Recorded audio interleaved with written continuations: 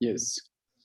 तो बच्चों next point था आपका physical properties of water molecules. ठीक है, तो H2 की फिजिकल प्रॉपर्टीज क्या है, जिसमें हम लोगों ने ऑक्सीजन फैमिली जब स्टडी कर रहे थे बच्चों, तो वहां पे water molecule and hydrogen peroxide ये सबको डिस्कस किया था, है ना। तो यहाँ पे आपको देखने को मिलेगा। तो कुछ एक्स्ट्रा पॉइंट्स आते हैं तो बिल्कुल इजी होगा आपके लिए।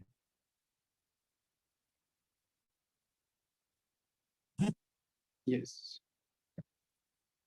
तो बच्चों सबसे फर्स्ट पॉइंट है, it is a colourless and tasteless liquid. ठीक है, वाटर मॉलिक्यूल्स की प्रॉपर्टी है। Second, the unusual properties of water in the condensed phase, liquid and solid, are due to presence of extensive hydrogen bonding between water molecules. ठीक है, next point, water has a higher specific heat, thermal conductivity in surface tension and dipole moment and dielectric constant value, है ना। ये भी काफी इसकी maximum होती है when compared to other liquids, जिसकी वजह से वाटर को हम लोग as a universal solvent use करते हैं। ठीक है, नेक्स्ट बेटा, it is an excellent solvent for the transportation of ions and molecules required for plants and animals metabolism. ठीक है, ये बायोलॉजी का आपका यहाँ पे कॉन्सेप्ट है। तो जो आपके एनिमल्स और प्लांट्स जो आपके मेटाबॉलिज्म जो प्रोसेस है, ठीक है, उसमें आपका वाटर मॉलिक्यूल्स एक एक्सीलेंट सॉल्वेंट की तरह वर्क करता है, जो डिफरेंट आयंस को बचो एक पार्ट से दूसरे पार्ट के अंदर ट्रांसफर इजीली करता है। ठीक है, next, due to hydrogen bonding, H bonding की वजह से बेटा क्या होगा, with polar molecules even covalent compounds like alcohol and carbohydrates dissolve in water molecules। ठीक है, तो यहाँ पे एक जो वाटर मॉलिक्यूल्स या जो हाइड्रोजन है उसकी अपनी एक स्पेसिफिक प्रॉपर्टीज है।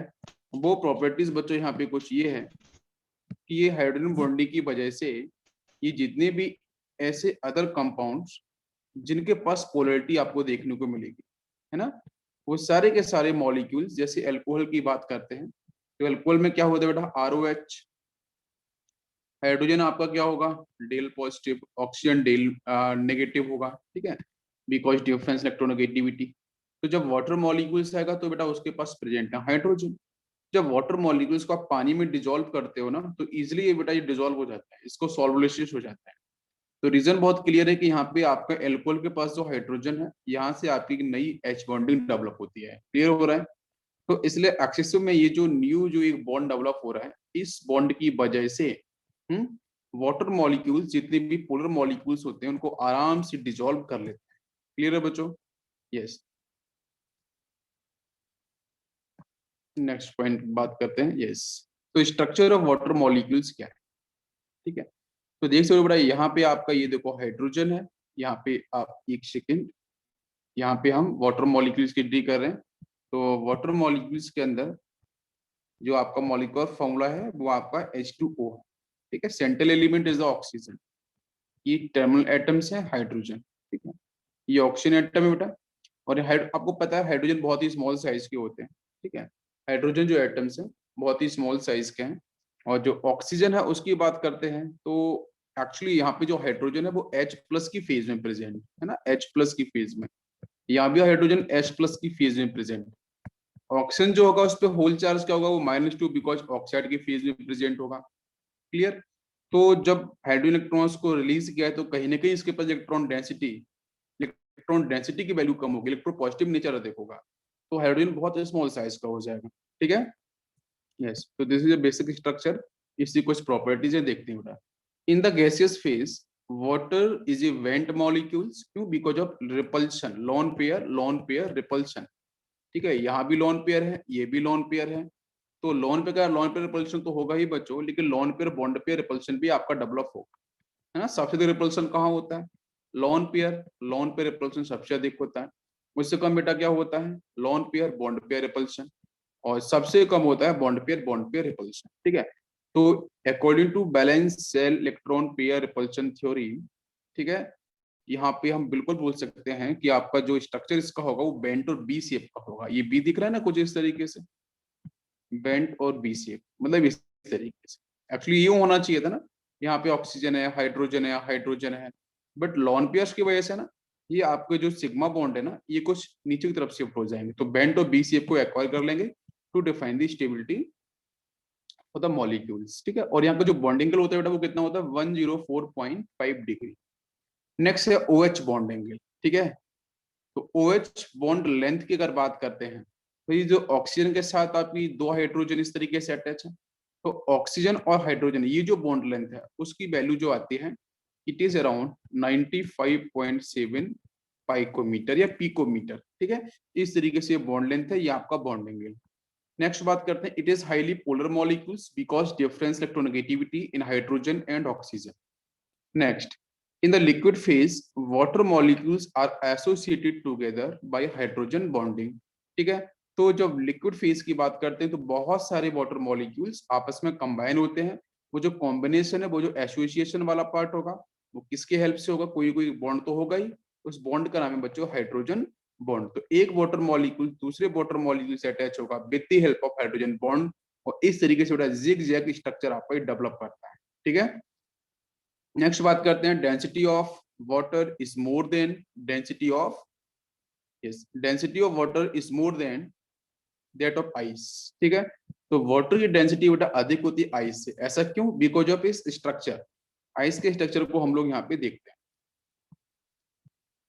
तो hydrogen bonding in water molecules आपको प्रॉपरली बेटा दिख रही होगी। देखो एक वाटर मॉलिक्यूल्स ऊपर दिख रहा है ना, यहाँ पे ये वाटर मॉलिक्यूल्स है, ये भी H2 है, ये भी H2 है, यहाँ ये भी H2 है। ठीक है, तो ये सारे के सारे जो वाटर मॉलिक्यूल्स आपको दिख रहे हैं वो एक दूसरे से अटैच हैं। तो अटैच होने के पीछे सिंपल सा रीजन यहाँ पे है कि इनके पास बच्चों क्या प्रेजेंट है, हाइड्रोजन बॉन्डिंग है। ठीक है, उसके थ्रू ये क्या है, अटैच्ड है, और एक लेयर का जनरेशन करते हैं, है ना, जिसमें सरफेस टेंशन आपका डिफाइन होता है। तो इसको हम रीड करते हैं एक बार लाइन बाय लाइन, आप ध्यान से सुनना है इसको, है ना। Hydrogen bonds are chemical bonds that form between molecules containing a hydrogen atom bonded to a strongly electronegative atoms because the electronegative atoms pulls the electrons from the hydrogen atom। ठीक है, जो ऑक्सीजन है तो electrons को पुल करेगा बेटा hydrogen से, because hydrogen electropositive in nature. किसके सामने? ऑक्सीजन के सामने। The atoms form every polar molecules, तो इसलिए जो वाटर मॉलिक्यूल से पोलैरिटी को डेवलप कर लेगा, meaning one end is negatively charge and the other end is positively charge. Hydrogen ही होगा ना, यस। तो इसमें ऐसा मान के चलते हैं कि जो आपका स्ट्रक्चर है उसमें ये आपका डेल पॉजिटिव, ये डेल पॉजिटिव, यहाँ पे डेल माइनस। तो इसको हम पता कैसे रिप्रेजेंट करते हैं? इसको रिप्रेजेंट करने का लॉजिक ये है, एक तरफ पॉजिटिव एक तरफ नेगेटिव। ठीक है, जिसको हम लोग डाइपोल बोलते हैं। तो डाइपोल की फेज में क्या होता है, जब पानी में किसी भी आप पोलर मॉलिक्यूल्स को डालते हो तो पोलर मॉलिक्यूल्स में नेगेटिव पार्ट हो चाहे पॉजिटिव पार्ट हो, दोनों के दोनों डिसॉल्व होते हैं। क्यों? क्योंकि ये सॉल्वेंट जो वाटर मॉलिक्यूल्स है इसके पास दोनों पार्ट प्रेजेंट है, पॉजिटिव पार्ट भी प्रेजेंट है, नेगेटिव पार्ट भी प्रेजेंट है। क्लियर? अगर पॉजिटिव पार्ट गया तो नेगेटिव की साइड से अटैक करेगा, अगर नेगेटिव पार्ट गया तो पॉजिटिव की साइड से अटैक करेगा, तो दोनों को डिसॉल्व करता है। तो hydrogen bonds formed between these molecules because the negative end of molecules are attracted to positive end of the other molecules and vice versa। ठीक है, hydrogen bonding makes water form liquid at room temperature. तो H bonding की वजह से आपको पता है gaseous phase में और लिक्विड फेज में दोनों में ज्यादा फोर्स ऑफ अट्रैक्शन कहाँ पे होता है? लिक्विड फेज में, है ना। ऐसा हम जनरली स्टडी करते हैं। तो यहाँ पे जो एक एक्स्ट्रा जो एक्सिस बॉन्ड है, जो आपका एक्सिस बॉन्ड जो है वो आपका हाइड्रोजन बॉन्ड है, तो उसकी वजह से जो आपका लिक्विड है वो रूम टेम्परेचर पे जो वाटर मॉलिक्यूल है वो लिक्विड फेज में दिखाई देता है। लेकिन टेम्परेचर बढ़ाओगे तो यही हाइड्रोजन बॉन्डिंग ब्रेक कर जाएगी, ब्रेक करेगी तो बच्चों क्या होगा, वो आपके गैसेस फेज में कन्वर्ट हो जाएगा। क्लियर? ओके, नेक्स्ट बात करते हैं। तो अब बच्चों हम लोग बात करेंगे स्ट्रक्चर ऑफ आइस, है ना। तो वाटर मॉलिक्यूल्स के बारे में आप लोगों ने समझा ना, उसकी बॉन्डिंग के बारे में समझा, एच बॉन्डिंग के बारे में समझा। अब बात करते हैं स्ट्रक्चर ऑफ आइस कैसा है। तो ice has a highly ordered three dimensional hydrogen bonding structure. ठीक है, यहाँ पे अभी स्ट्रक्चर में आपको दिखाऊंगा, समझ में आएगा। यहाँ पे 3D बॉन्डिंग आपको देखने को मिलती है। Next, examination of ice crystals with X-ray shows that each oxygen atom is surrounded tetrahedrally, ठीक है, by 4 other oxygen atom at a distance of 276 पाइकोमीटर। ठीक है, ये इंपॉर्टेंट पॉइंट है। ठीक है, तो एक्सरे जो है, हम एक्सरे के अकॉर्डिंग अगर हम बात करें तो जो आइस का क्रिस्टल है उसमें ये पाया जाता है बेटा कि जो एवरी ऑक्सीजन है, जो ईच ऑक्सीजन एटम है, is surrounded with tetrahedrally with 4 other. तो एक जैसे कार्बन में होता है ना कि एक कार्बन अदर 4 से अटैच होगा, इस तरीके से एक oxygen atom other 4 oxygen atom से अटैच होता है टेट्राहेड्रली। और जो ऑक्सीजन एटम अटैच होगा अदर 4 के साथ, ये बच्चों सेंटर पे प्रेजेंट। ठीक है, ये कहाँ पे होगा? सेंटर पे प्रेजेंट होगा। दिस इज इंपॉर्टेंट की, जिसकी वजह से यहाँ से केज बनता है, जो जनरेट होगा वो केज लाइक स्ट्रक्चर आपका जनरेट होगा। ठीक है, यस, जिसकी वजह से इसकी जो डेंसिटी होती है ना आइस की, वो लेस हो जाती है as compare to water molecules, और ये इजिली वाटर के ऊपर फ्लोट करता है। तो आपको ये थोड़ा पॉइंट की पॉइंट ध्यान रखना है कि आइस का स्ट्रक्चर में एक सेंटर पे ऑक्सीजन होगा, बाकी ऑक्सीजन आपके 4 डायरेक्टली अटैच होंगे। ठीक है, और जहां पे इसकी जो बॉन्ड लेंथ होगी वो 276 पाइकोमीटर होगी। Next, hydrogen bonding gives ice a rather open type structure with the wide holes मैं बोल रहा हूँ, yes, इसमें स्पेस बहुत ज्यादा होगा। ठीक है, these holes can hold some extra या other molecules of appropriate size interstitially। interstitially का मतलब ये है कि जो जब एक ऑक्सीजन के साथ बाकी 4 ऑक्सीजन टेट्राहेड्रली अगर बच्चों अटैच होंगे, राइट, तो इनके बीच में क्या होगा कि जब ये पूरा मॉलिक्यूल्स का स्ट्रक्चर डेवलप होगा तो इनके बीच में यहाँ पे होल्स जनरेट होंगे। होल्स का मतलब बच्चों वॉइड वेकेंट स्पेस। ठीक है, बिकॉज वाटर मॉलिक्यूल्स तो लिटिल बिट बेटा बिगर साइज का ही होता है, तो उसकी वजह से क्या होता है कि एक वाटर मॉलिक्यूल्स इधर होगा, यहाँ होगा, इधर होगा, 4 वाटर मॉलिक्यूल्स ऐसे होंगे, बीच में वाटर मॉलिक्यूल्स होगा, तो क्या होगा, कोई रिपल्शन फील होगा एटम्स के बीच में, तो जिसकी वजह से बीच में होल्स जनरेट होगा, वॉइड जनरेट होगा, वेकेंट स्पेस क्रिएट होगा। उस वेकेंट स्पेस के अंदर अदर उसी सेम साइज के मॉलिक्यूल्स बच्चों वहां पे आपके पहुंच सकते हैं, वहां पे फिक्स हो सकते हैं। ठीक है, यस, देखते हैं ध्यान से। देखो बच्चों, यहाँ पे हम लोग बात कर रहे हैं स्ट्रक्चर ऑफ आइस को समझाने की। ठीक है, एक्चुअली में ये आपको दिख रहा है, this is a hexagonal ice. ठीक है, आप किसी भी स्ट्रक्चर को उठा के देखो, हर जगह आपको यहाँ पे क्या मिलेगा? होल्स मिले। देखो ये देखो वेकेंट स्पेस जनरेट हो रहा है, यहाँ सब जगह वेकेंट स्पेस। ये आपका ये जो स्ट्रक्चर दे रखा है, ये हेक्सागोनल पार्ट को ही एक अलग वे में रिप्रेजेंट किया गया। आप इसको यहाँ पे देखो, इसका एक सेक्शन निकाला गया है, उस सेक्शन को यहाँ पे रिप्रेजेंट किया गया है। ठीक है, देखो ध्यान से, 1 2 3 4 5 एंड 6। ठीक है, ये अटैचमेंट अगर आप इस तरीके से करोगे तो हेक्सागोनल फेज आपको दिखाई देगा। ठीक है, इसके साथ बीच में आपके जो दिख रहे हैं कि भाई एक ऑक्सीजन है, बाकी 2 आपका हाइड्रोजन होंगे, ये अटैचमेंट आपको है। इधर ऑक्सीजन है, 2 हाइड्रोजन है। ये जो आपको लीव्स की तरह दिखाई है, पत्तियों की तरह जो दिखाई दे रहा है, वो एक्चुअली ऑक्सीजन हाइड्रोजन है। यहाँ पे ऑक्सीजन होगा, ये 2 हाइड्रोजन है, ये अटैचमेंट है। यहाँ पे ऑक्सीजन है, यहाँ पे 2 हाइड्रोजन है। कुछ इस तरीके से पूरा का पूरा अटैचमेंट है। अब यहाँ पे आप देखो, ये जो रेड कलर से है ना, ये ऑक्सीजन है एटम, और आपको जो व्हाइट कलर से बेटा वो आपका हाइड्रोजन है। ठीक है, तो देखो बहुत सारे मॉलिक्यूल्स यहाँ पे अटैच है। अब एक सिंपल से कि मैंने इसी फेज को उठाया, यहाँ पे रेड कलर का क्या है? ऑक्सीजन, बाकी 2 क्या है? हाइड्रोजन। तो भाई इसके पास तो क्या होगा? डेल पॉजिटिव, यहाँ पे होगा डेल माइनस। तो बाकी जो दूसरा वाटर मॉलिक्यूल्स आएगा उसके पास जो प्रेजेंट हाइड्रोजन होंगे वो तो अटैच होंगे ना इस ऑक्सीजन के साथ, तो वही देखो दिखाया गया है। देखो यहाँ पे ये जो रेड कलर से, मैं थोड़ा सा जूम करके दिखाऊंगा आपको, आई होप आपको अच्छे से दिख जाए। देखो ध्यान से, आई थिंक अब क्लियर होगा। देखो बच्चों ध्यान से, अब आपको सही बैटर बेस स्ट्रक्चर से समझ में आएगी चीजें किस तरीके से। देखो ये क्या दिख रहा है आपको, ध्यान दो, ये क्या है बेटा? आपका ऑक्सीजन। बाकी जो येलो कलर्स जो दिख रहे हैं व्हाइट कलर वाले, वो क्या थे? हाइड्रोजन। ठीक है, इसको बाहर बना दिया मैंने इस स्ट्रक्चर को। अब देखो ये क्या है? हाइड्रोजन। इधर भी क्या है? ये हाइड्रोजन। यहाँ पे ये क्या है? हाइड्रोजन। तो आप देख सकते हो यहाँ पे जो H है ना, वो इस ऑक्सीजन के साथ बॉन्ड डेवलप कर रहा है। अब बॉन्ड डेवलप करने के पीछे रीजन क्या है? तो रीजन आपको पता है भाई, यहाँ पे तो प्रेजेंट है सर निगेटिव चार्ज, तो हाइड्रोजन तो बिल्कुल बेटा ऑक्सीजन के साथ बॉन्ड बनाएगा। ये हाइड्रोजन किसी अदर एटम्स के हैं, और ये एक्चुअली में एक नया ये वाटर मॉलिक्यूल्स प्रॉपर है, और बाकी ये दूसरे, एक ये वाटर मॉलिक्यूल्स है, एक ये वाटर मॉलिक्यूल्स होगा, एक यहाँ पे ये वाटर मॉलिक्यूल्स है। तो इन वाटर मॉलिक्यूल्स का अटैचमेंट समझ रहे हो किस तरीके से? With the help of hydrogen. तो देख सकते हो यहाँ पे ये अटैचमेंट जब डेवलप होगा तो यहाँ पे हेक्सागन बनेगा। आप देखो ध्यान से, ये हेक्सागन जनरेट करता है। इस तरीके से आपको हेक्सागन दिखाई देगा। 1 2 3 4 5 6 दिख रहा है सामने से प्रॉपर। एक बार मैं फिर से आपको रिपीट कर दूं, ये देखो, ये हेक्सागन का जो शेप जो आपको दिख रहा है, ठीक है, ये कुछ इस तरीके से इसको जनरेट करता है। इसी तरीके से बैक वाला सेक्शन होगा, और डिफरेंट स्ट्रक्चर जो आपको देखने को मिलेंगे वो हेक्सागन शेप में ही आपके डिजाइन होंगे। क्या समझ में आया स्ट्रक्चर? बिल्कुल सिंपल सा स्ट्रक्चर। यस,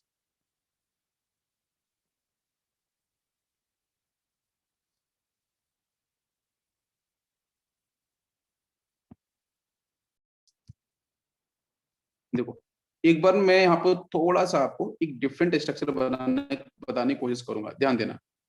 आई थिंक आपको समझ में आएगा, है ना? वही वाटर मॉलिक्यूल्स है बट थोड़ा सा स्ट्रक्चर उसका डिफरेंट तरीके से मैं एक्सप्लेन करूंगा, ध्यान दो।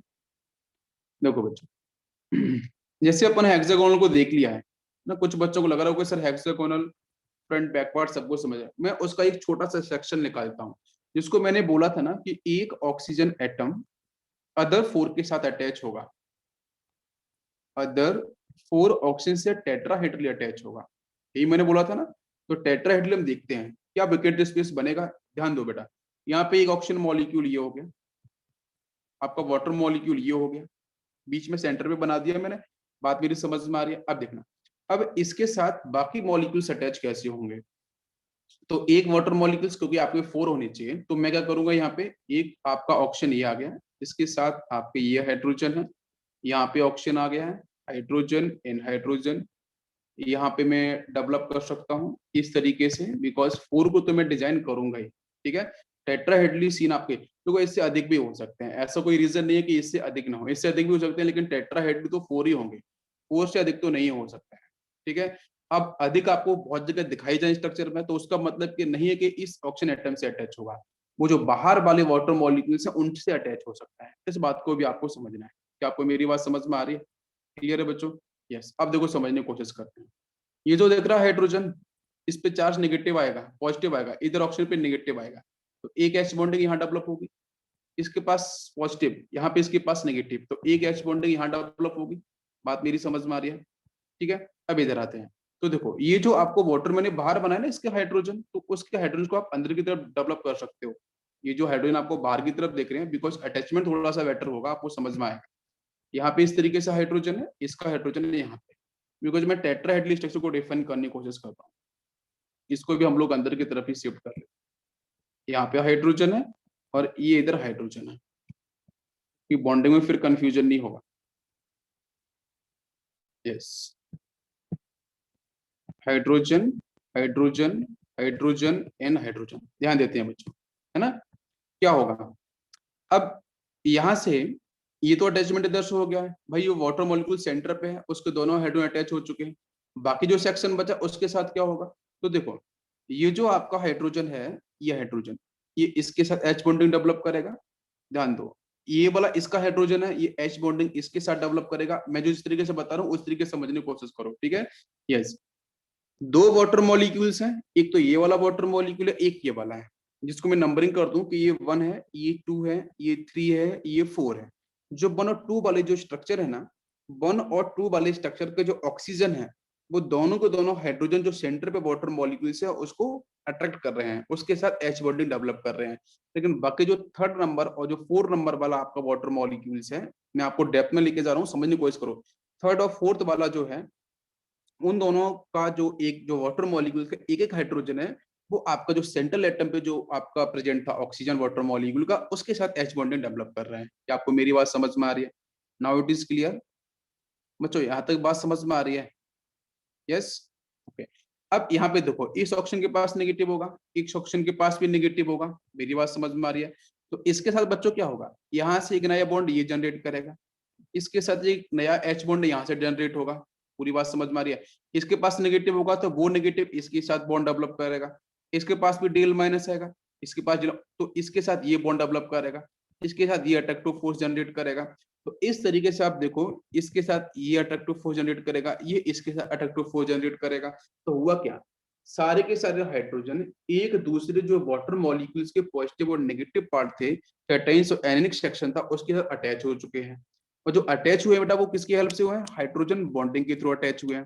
तो हुआ क्या है, बीच में गैप जनरेट हुआ है, और गैप कौन सा है, आप गैप आप देख सकते हो बिल्कुल। देखो एक तो गैप यहाँ, ये पूरा गैप ये जनरेट हुआ है, ध्यान दो, एक ये पूरा गैप इधर, इधर बात करेंगे तो एक पूरा गैप यहाँ पे जनरेट होगा, एक गैप आपका यहाँ पे जनरेट होगा, ये देखो वॉइड आपका यहाँ पे जनरेट हो रहा है।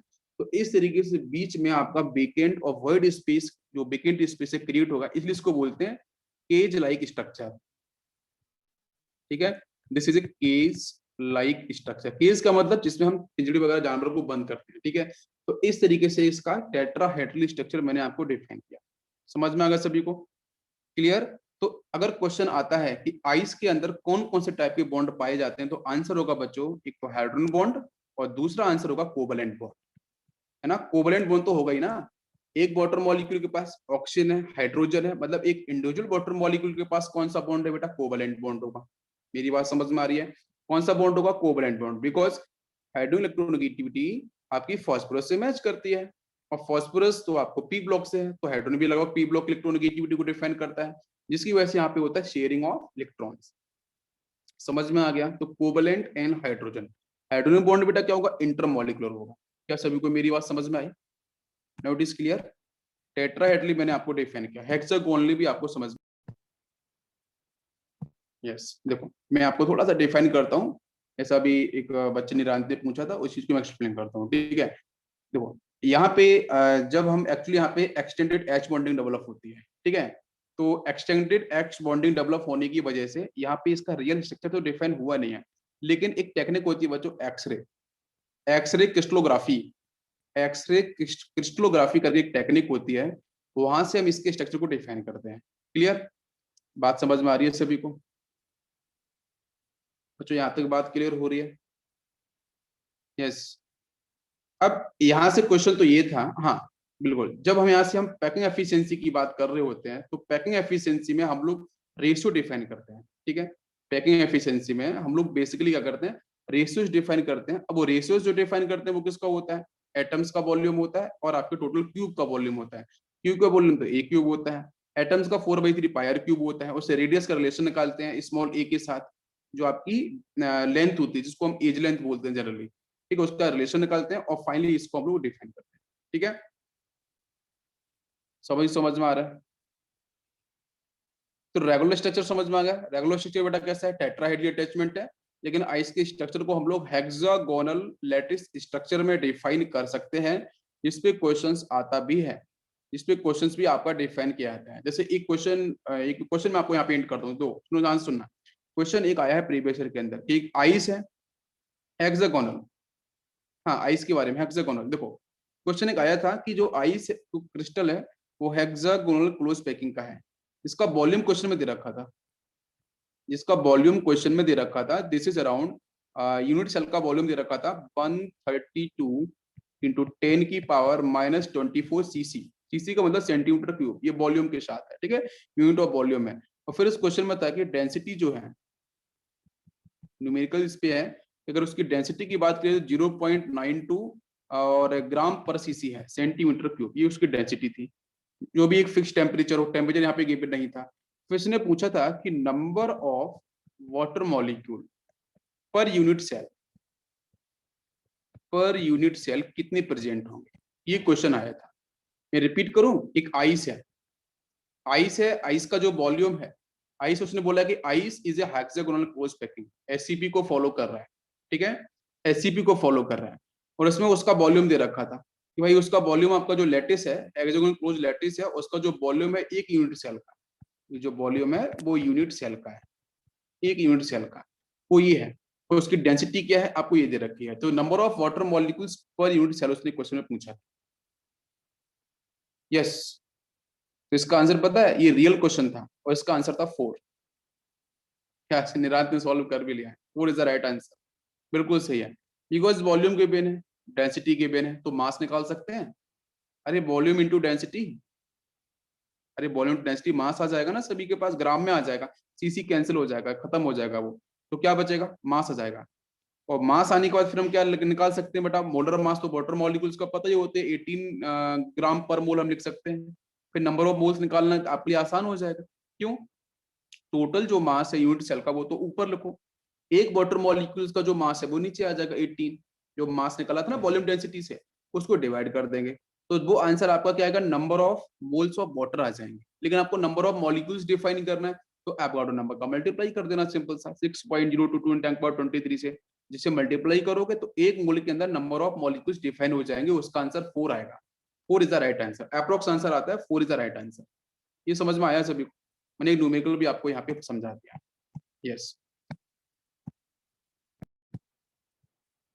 यस, तो पहली बच्चों आती है एम्फोटेरिक नेचर, है ना। एम्फोटेरिक नेचर का मतलब है, अगर आपको एक्स्ट्रा कुछ जानना है तो आप मुझे टेक्स्ट करो, मैं जरूर आपको बताऊंगा उसके बारे में, ठीक है। क्वेश्चंस भी आपको बताऊंगा जैसे भी बताया। तो एम्फोटेरिक नेचर की हम लोग बात कर रहे हैं। तो एम्फोटेरिक का मतलब क्या है बेटा, जो आपके एसिडिक भी हो, बेसिक प्रॉपर्टी भी हो। It has the ability to act as an acid as well as base, that is behave as amphoteric substance in the Bronsted. बेटा ब्रोंस्टेड एसिड की जब हम बात करते हैं तो पहली होती है अरेनियस एसिड, सेकंड होती है बेटा ब्रोंस्टेड एसिड। तो ब्रोंस्टेड एसिड की जब हम बात करते हैं तो उसका मतलब वहां पे क्या होता है, प्रोटॉन का एक्सेप्टर, प्रोटॉन्स को रिलीज करना, वही कहानी होती है। तो जब ब्रोंस्टेड सेंस की अगर हम बात करते हैं तो it acts N acid with ammonia and a base with H2S, ठीक है। H2S के सामने कैसे एक्ट करेगा बेटा, वही water molecules, it will act as a base. But in case of ammonia, ammonia के सामने बच्चों एक्ट करेगा एसिड की तरह। क्यों? क्योंकि अमोनिया के पास क्या है, लोन पेयर्स है। ध्यान दो, अमोनिया के पास क्या है, लोन पेयर्स है। तो लोन पेयर्स बच्चों है, वो क्या करेगा, वो इजिली बच्चों यहाँ से जो वाटर मॉलिक्यूल के पास H+ आयन प्रेजेंट होगा आपके बीकर के अंदर, उसको फटाक से एक्सेप्ट करेगा। और जैसे एक्सेप्ट करेगा वो तो NH4 में कन्वर्ट हो जाएगा, NH4+ के अंदर। बिकॉज नाइट्रोजन ने अपने 1 इलेक्ट्रॉन को शेयर किया बेटा 2 बार H+ है, तो इसके पास आएगा H+, आपको प्लस चार्ज डेवलप हो जाएगा, बाकी मिलेगा OH- है। तो क्या दिखाई दिया आपको, यहाँ से ये क्लियर हुआ कि जो बेस है अमोनिया, उसने वाटर मॉलिक्यूल से एक H+ आयन को एक्सेप्ट किया है, एक प्रोटॉन को एक्सेप्ट किया है, ठीक है। तो ये अब ऐसे मत बोल देना कि सर यहाँ पे OH- मिल रहा है मुझे, नहीं नहीं ऐसा नहीं है ना। OH- मिल रहा है तो सर ये अरेनियस अरेनियस वाले कॉन्सेप्ट में, तो अरेनियस वाला कॉन्सेप्ट बोलता है कि OH- आयन रिलीज होता है तो वो बेस है, H+ आयन रिलीज होता है तो वो एसिड है। तो अरेनियस एसिड बेस थ्योरी सिर्फ कहाँ डिफाइन होती है, जहाँ पे सॉल्वेंट वाटर मॉलिक्यूल्स किसी भी कंपाउंड के साथ। लेकिन जो ब्रोंस्टेड एसिड बेस है वो प्रोटॉन को डिफाइन करता है, प्रोटॉन का एक्सेप्टर होगा तो एसिड होगा, प्रोटॉन का डोनर होगा तो वो बेस होगा। अब यहाँ देख लो, इस H2S और इसमें यहाँ से क्या करेगा, ये आपका H+ आयन इजिली यहाँ पे रिलीज होगा वाटर मॉलिक्यूल, बिकॉज H2S मैंने पढ़ाया था। H2S बच्चों जनरली गैस होती है रूम टेम्परेचर पे, इसके पास आपकी एक्सेसिव में हाइड्रोजन बॉन्डिंग नहीं होती है, अगर आपको याद होगा मैंने कॉन्सेप्ट पढ़ाया था। एक्सेसिव में H बॉन्डिंग नहीं होती है, जस्ट लाइक वाटर मॉलिक्यूल्स। तो यहाँ पे H बॉन्डिंग ना होने के चक्कर में इसका जो बॉन्ड वीक होगा तो बेटा H+ आयन को रिलीज करेगा, और जैसे रिलीज करेगा तो वाटर मॉलिक्यूल इसे एक्सेप्ट करेगा बनाएगा हाइड्रोनियम आयन बनाएगा और बनाएगा बाइसल्फाइड आयन। तो आप समझ सकते हो कहाँ पे एसिड है कहाँ पे बेस है। क्लियर हो गया? तो बेटा यहाँ पे है द ऑटो प्रोटोलिसिस, इसको बोलते हैं self ionisation of water take place at follows. जैसे एक एसिड ये है, एसिड बन, सपोज मान लो कि एक वाटर मॉलिक्यूल से वो एसिड बन की फेज में है, सेकंड वाटर मॉलिक्यूल से वो सेकंड एसिड की फेज में है। तो कहीं ना कहीं एक वाटर मॉलिक्यूल इसने निकाला H+ आयन, इसने एक्सेप्ट किया, ये बन गया आपका H2+ और ये बन गया OH- आयन। इसलिए यहाँ पे क्वेश्चंस आते हैं ब्रोंस्टेड एसिड और ब्रोंस्टेड बेस के साथ, ठीक है। जहां पे क्वेश्चन ये आता है कि कॉन्जुगेट एसिड बेस पेयर पूछे जाते हैं। तो अगर मैं आपसे अगर क्वेश्चन पूछूं यहाँ से तो आप मुझे बता सकते हो कि जो फर्स्ट एसिड आपका ये H2O है, ये फर्स्ट एसिड है H2 जिसको रिप्रेजेंट कर रहा हूं मैं, ठीक है। अच्छा ध्यान देना बच्चों, अगर इसके नीचे मैंने एसिड लिखा है तो कहीं ना कहीं इसने क्या किया होगा, एक्सेप्टर ऑफ प्रोटॉन। क्या आपको मेरी बात समझ में आ रही है भाई? इफ इट इज एसिड तो कहीं ना कहीं H+ आयन को एक्सेप्ट करेगा। क्या आपको मेरी बात समझ में आ रही है? क्लियर है भाई? प्रोटॉन का एक्सेप्टर ही तो होगा, तो उसको बेस बोलेंगे कि एसिड बोलेंगे?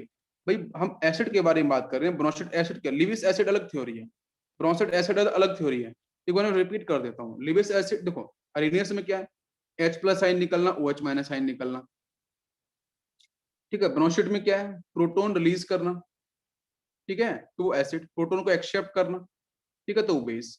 और लिविस में क्या होता है, लोन पेयर के साथ सब कुछ कहानी होती है, लोन पेयर का डोनेशन किया जाएगा तो आपका वो क्या होगा, बेस। लोन पेयर का एक्सेप्टर जो करेगा वो आपका आपका लिविस एसिड होगा।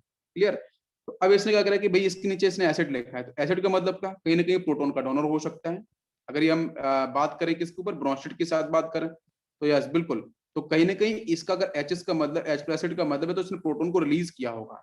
इस बेस का मतलब क्या है, इसने प्रोटॉन को एक्सेप्ट किया होगा, ठीक है। तो ये कन्वर्ट किस में हुआ है, ये कन्वर्ट हो गया इसमें, बिकॉज इसने प्रोटॉन को एक्सेप्ट किया होगा। क्या आपको मेरी बात समझ में आ रही है? इसने बच्चों के क्या, प्रोटॉन को रिलीज किया है तो ये बन गया OH- आयन। तो आपको ये बात समझ में आनी चाहिए, अगर मैं पूछूं कि इसमें से OH minus if it is a Bronsted base, OH minus if it is a Bronsted base, तो इसका एसिड कौन है? तो इसका एसिड कौन है? ये एसिड 1 है कि बेस, मतलब मैं फर्स्ट और सेकंड बोल सकता हूँ, ये फर्स्ट है कि सेकंड है, आपको बताना है। अगर ये ब्रोंस्टेड बेस है, भाई ब्रोंस्टेड बेस जो अगर आपको OH माइनस है, तो इसका एसिड कौन सा होगा? एसिड समझ में आता है, जो प्रोटॉन छोड़ेगा। प्रोटॉन किसने छोड़ा था? फर्स्ट ही ना। तो बिल्कुल आपको मैंने यहाँ पे कनेक्ट करके भी दिया है। तो फर्स्ट वाला क्या होगा? मैं उल्टा पूछूं कि if H2O will act as a acid, ठीक है, ब्रोंस्टेड एसिड, तो उसका जो कॉन्जुगेट बेस होगा वो क्या बनेगा? अगर वो एसिड की रिएक्ट करेगा तो H प्लस आयन को छोड़ेगा, प्रोटोन को छोड़ेगा, प्रोटोन छोड़ेगा तो OH माइनस बनेगा, तो OH माइनस आयन क्या होगा? वो आपका ब्रोंस्टेड बेस होगा। ठीक है, ये बात आपको समझ में बिल्कुल आनी चाहिए। तो यहाँ पे क्या हो रहा है कि वही दो वाटर मॉलिक्यूल्स हैं, एक एसिड के फेज में, एक बेस के फेज में हो गया, एक ने H प्लस आयन छोड़ा, एक ने एक्सेप्ट किया है। तो जिसने एक्सेप्ट किया है वो बन गया आपका H3O plus ion, positive charge है, H प्लस आयन प्रेजेंट है, जो हाइड्रोनियम आयन होगा एसिड रिएक्ट करेगा। तो मैं क्वेश्चन पूछूं कि if H3O plus is a Bronsted acid, मैं बोलूं कि अगर ये ब्रोंस्टेड एसिड है, मैं सिंपल से टर्म और यूज करूं, अगर ये आपका कॉन्जुगेट एसिड है तो इसका बेस क्या होगा? इफ H3O प्लस अगर आपका कॉन्जुगेट एसिड है, डेफिनेटली बट एसिड होगा, बिकॉज इसके पास पॉजिटिव चार्ज आपको दिख रहा है। अगर ये आपका ब्रोंस्टेड एसिड है ना, कॉन्जुगेट एसिड है, तो इसका बेस क्या होगा? तो वो ये वाला सेकंड वाला, ये वाटर मॉलिक्यूल्स होगा। बिल्कुल, ये सारे पॉइंट्स आपको समझ में आने चाहिए। ठीक है, तो सेल्फ आयोनाइजेशन इज इंपॉर्टेंट की। अब बात करते हैं redox reactions involving water molecules. तो water can be easily reduced to dihydrogen by highly electropositive metals, जैसे सोडियम एग्जांपल आपको पता है, इजिली ये इसको कन्वर्ट कर देगा, ठीक है, H2 गैस आपकी रिलीज करेगा। तो thus it is a great source of dihydrogen. Next है water is oxidized to O2 during photosynthesis. Photosynthesis सभी ने पढ़ा है, ये रिएक्शन इंपॉर्टेंट है बेटा, है ना। कार्बन डाइऑक्साइड है plus 12 mole of water molecules हैं, यहाँ से C6H12O6 and water molecules and आपका ऑक्सीजन गैस का प्रोडक्शन हो रहा है। ठीक है, तो कहीं ना कहीं यहाँ पे ये हुआ है कि वो जो वाटर मॉलिक्यूल्स है वो ऑक्सीडाइज हुआ है, और बेटा यहाँ से जो आपको O2 दिख रहा है, ठीक है, ऑक्सीडाइज टू O2, ये जो ऑक्सीजन का फॉर्मेशन हुआ है, ये प्रोसेस आपको पता है प्लांट, ठीक है, उनके साथ दिखाई देता है। तो वहां पे एक्चुअली वाटर मॉलिक्यूल का ऑक्सीडेशन होता है जो O2 में कन्वर्ट होता है, जो हमें बाहर मिलती है। आप नेक्स्ट है रेस्पिरेशन के लिए with fluorine also it is oxidize to O2।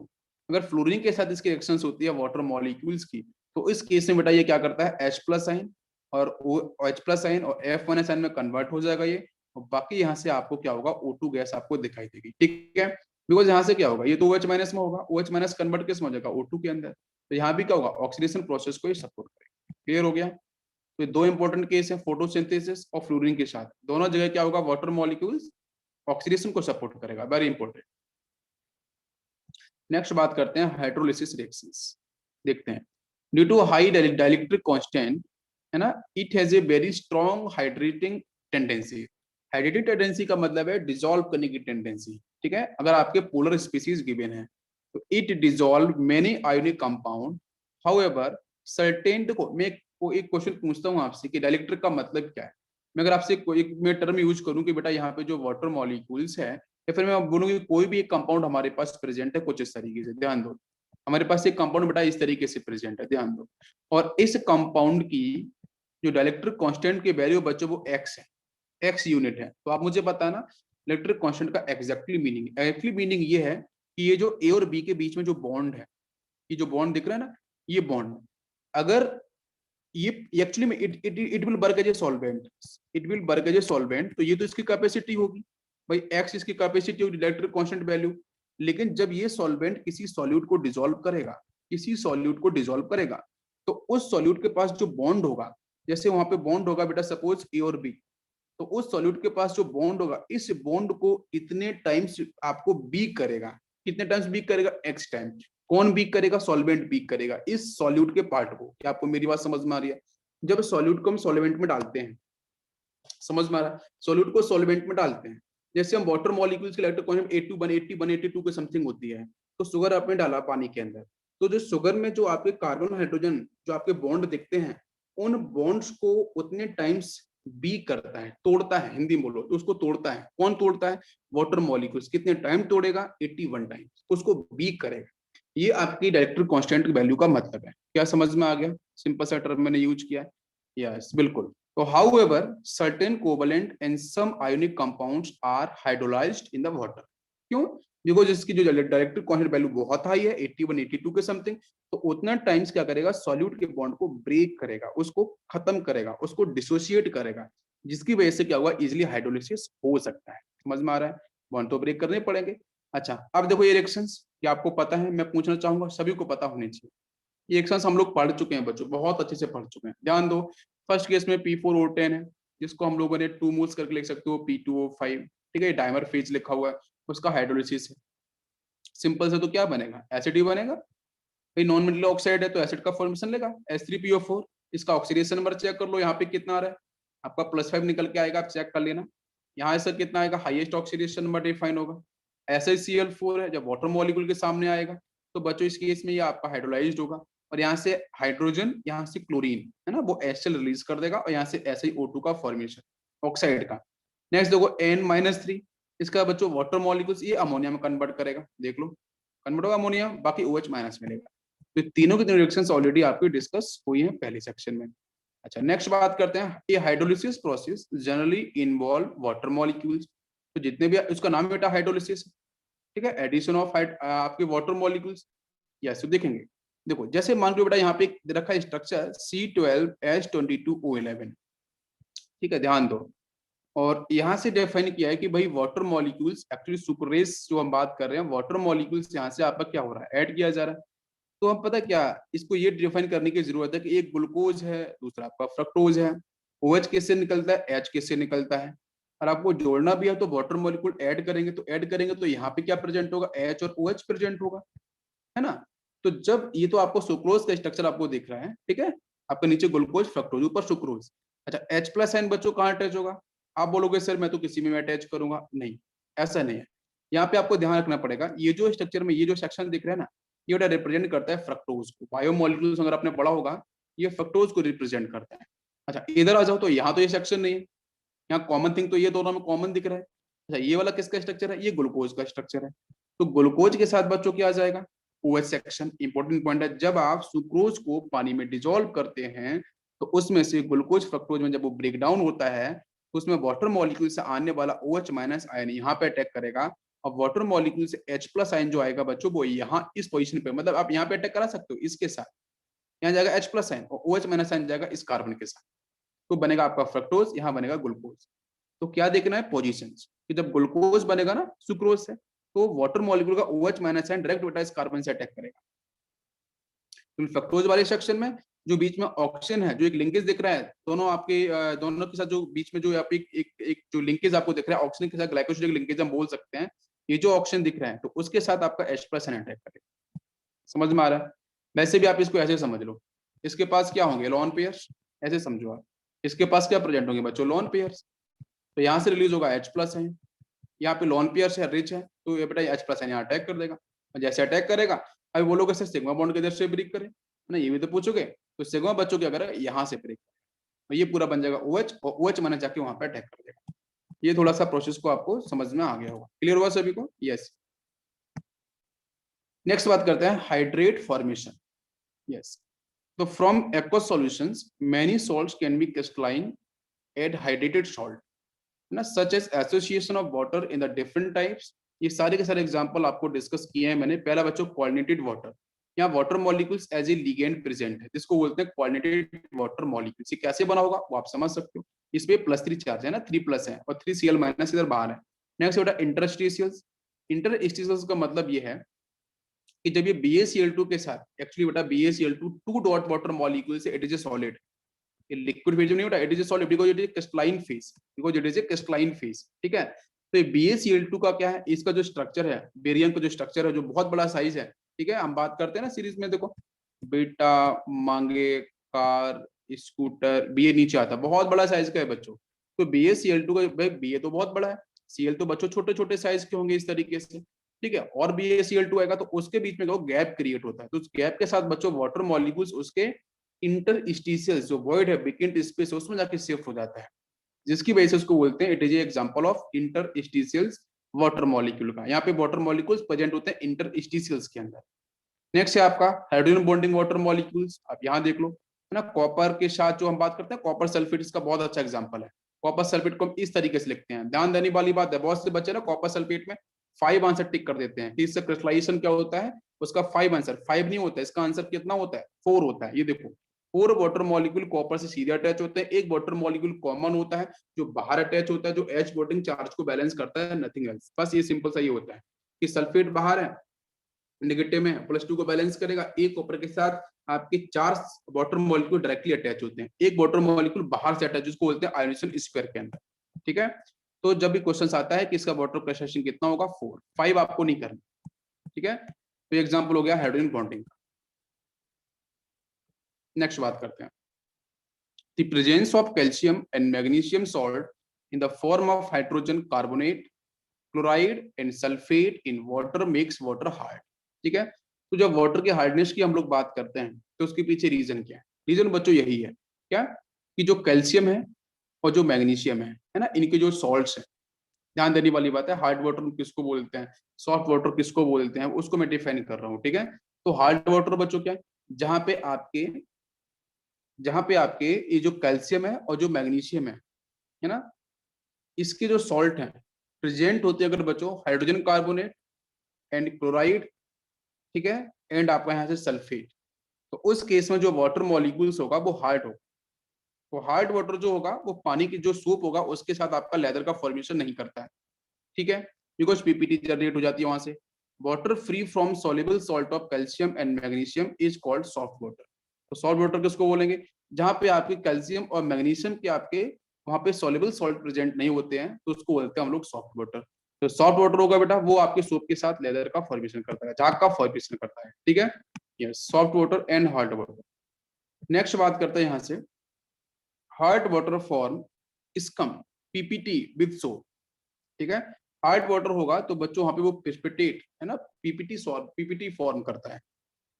Next, साबुन के साथ है ना, सोप के साथ, बिकॉज सोप तो परफॉर्म कर नहीं सकता ना, डिटर्जेंट परफॉर्म कर सकता है दोनों के साथ, सोप परफॉर्म नहीं करता है बेटा हार्ड वाटर के साथ, है डिटर्जेंट दोनों के साथ परफॉर्म करता है।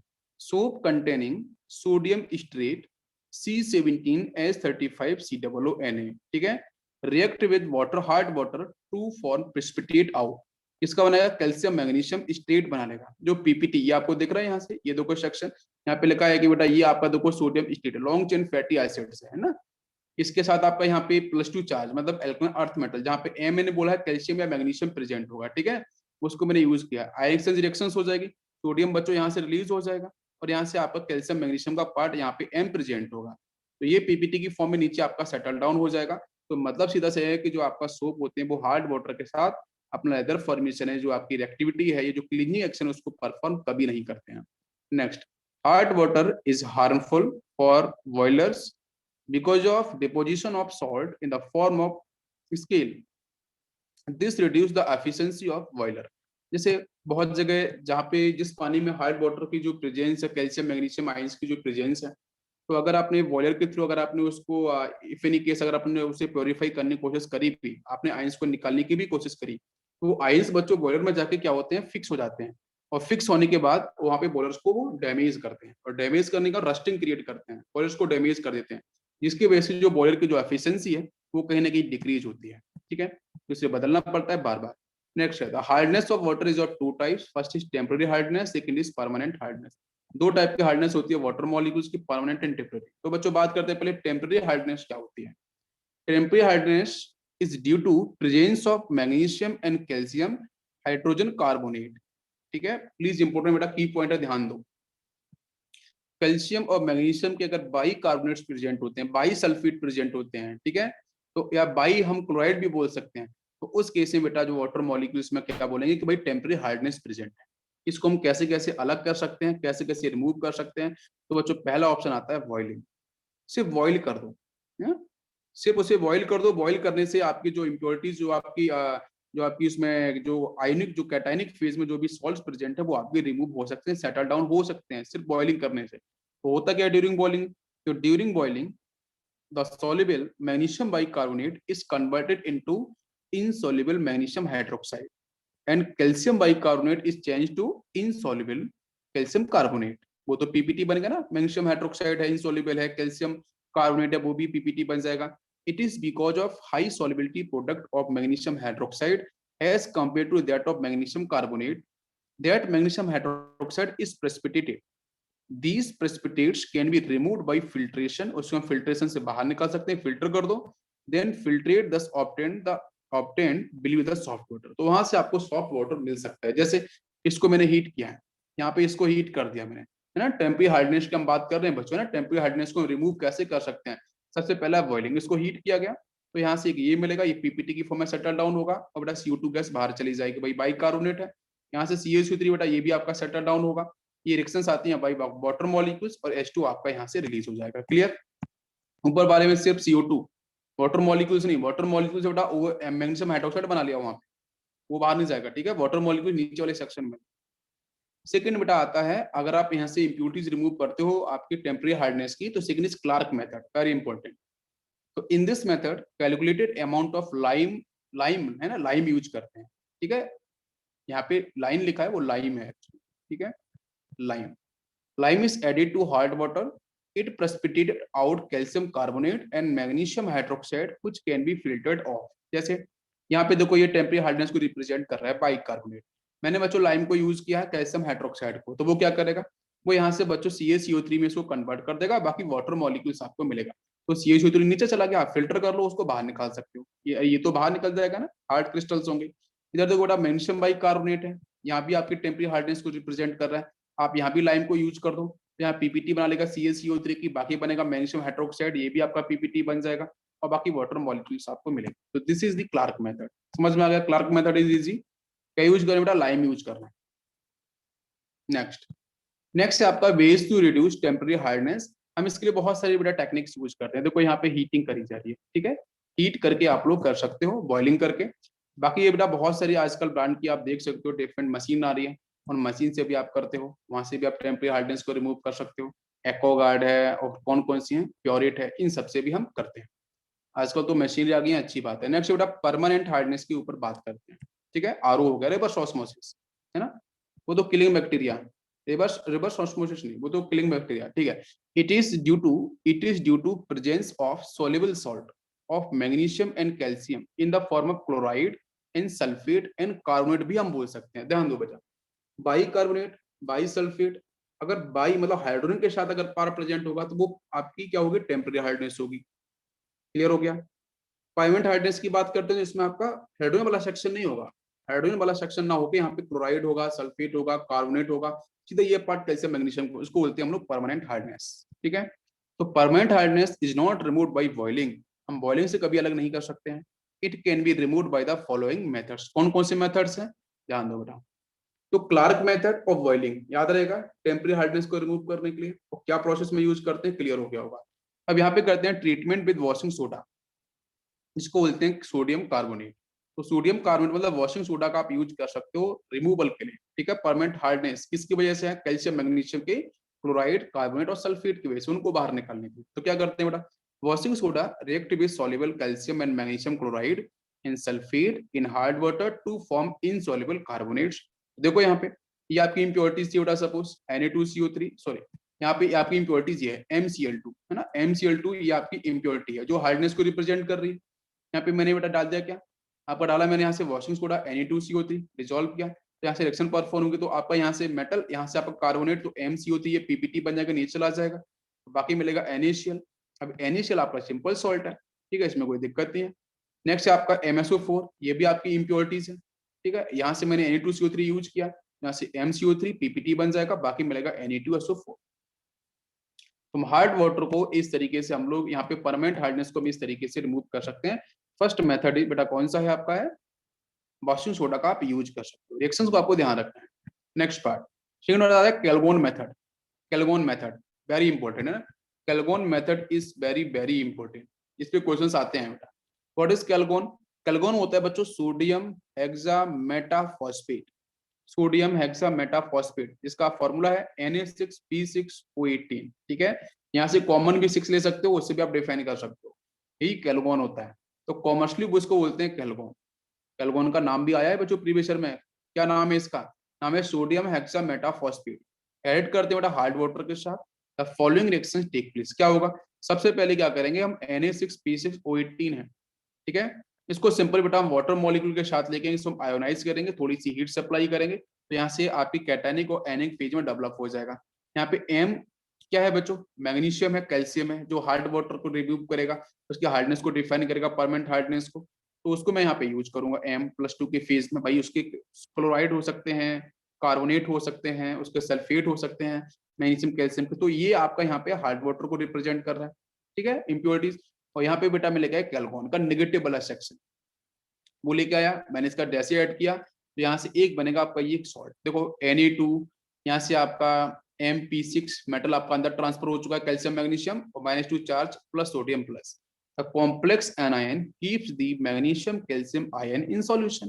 तो जो कैल्शियम मैग्नीशियम आयन की वजह से हार्डनेस डेवलप हो रही थी ना, वो हार्डनेस तो बच्चों आपकी उस कॉम्प्लेक्स सॉल्ट के साथ, उस कॉम्प्लेक्स पार्ट के साथ, एनायन के साथ, वो आपकी नीचे सेट हो जाएगी, भाई पीपीटी के फॉर्म में नीचे सेट हो जाएगी, समझ में आ गया, जिसकी वजह से हम लोग क्या कर सकते हैं, परमानेंट हार्डनेस को इजीली रिमूव कर सकते हैं। This is Calgon method.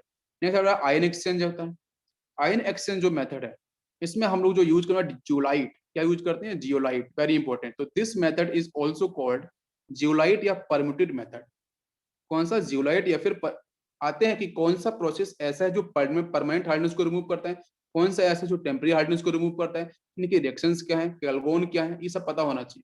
तो hydrated sodium aluminate alum silicate is zeolite. Zeolite का फॉर्मूला क्या है, हाइड्रेटेड सोडियम एल्यूमिनियम सिलिकेट, ठीक है, नीचे देखो, sodium aluminium silicate NaAlSiO4 can be written as NaZ। NaZ का मतलब है सोडियम, जेड का मतलब जियोलाइट, जियोलाइट वाला सेक्शन में क्या होगा, एल्यूमिनियम और सिलिकेट का पार्ट, ठीक है। When this is added to hard water, exchange reactions take place, सिर्फ आयन एक्सचेंज होगा, ठीक है। ये NaZ का मतलब क्या है, जियोलाइट है, जियोलाइट आपको लिखा है NaAlSiO4, यहाँ से आपका ये इम्प्योरिटी हार्ड वाटर को डिपेंड कर रही है, तो मैग्नीशियम होगी बच्चों या फिर कैल्शियम होगी, आयन सोडियम यहाँ पे एक्सचेंज होगा, मैग्नीशियम यहाँ पे शिफ्ट हो जाएगा या कैल्शियम, तो ये बनेगा MZ2 और सोडियम बाहर चला गया, तो ये क्या है, ये सॉलिड है, ये इम्प्योरिटी जब नीचे आके इकट्ठी हो जाएगी, हो गया बच्चों, समझ में आ गया। तो this is the ion exchange method, बिल्कुल आसान था, क्लियर हो गया सभी को, चलो।